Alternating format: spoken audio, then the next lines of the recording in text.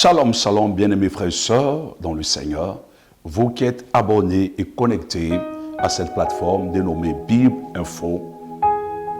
C'est avec un immense plaisir que nous sommes encore de retour sur cette plateforme pour nous édifier à la lumière des Écritures.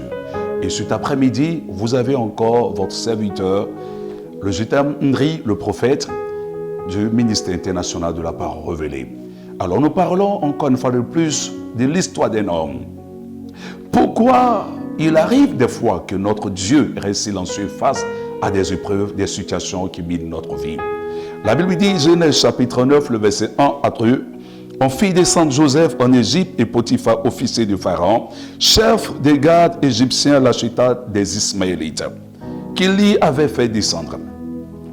L'Éternel fut avec lui et la prospérité l'accompagna. Il habitait dans la maison de son maître l'Égyptien. » Tenez-vous bien, avant que Joseph n'arrive en Égypte, la Bible précise que ses frères l'avaient vendu.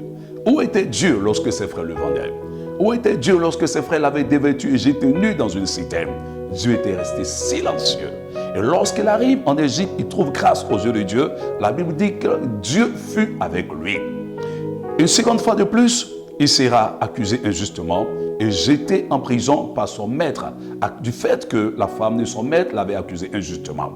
La Bible dit que Dieu était resté silencieux, mais lorsqu'il arrive en prison, Genèse chapitre 39, le verset 21, la Bible précise que Dieu fut encore avec Joseph en prison.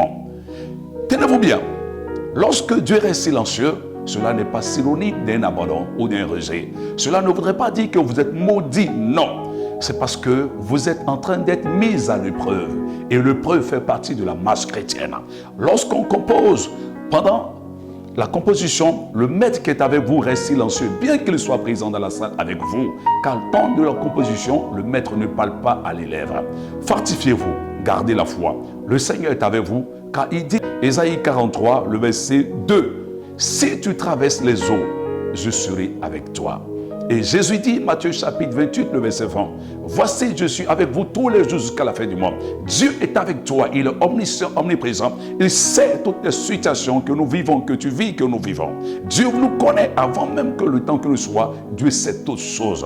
C'est pourquoi la Bible dit, « Recommande-toi à l'Éternel, mais en lui ta confiance agira. » Et l'apôtre Paul dira, 1 Corinthiens 10, au verset 13, « Dieu ne permettra pas que vous soyez tentés au-delà de votre force. » Avant qu'une épreuve, un problème, une difficulté ne survienne, Dieu prend le soin au préalable de voir la proportionnalité de la taille de l'adversité du problème et votre foi. Il sait que le problème ne vous tuera pas, alors il permettra. Parce que derrière chaque épreuve, il y a une élévation, une visitation et un exaucement de manière miraculeuse.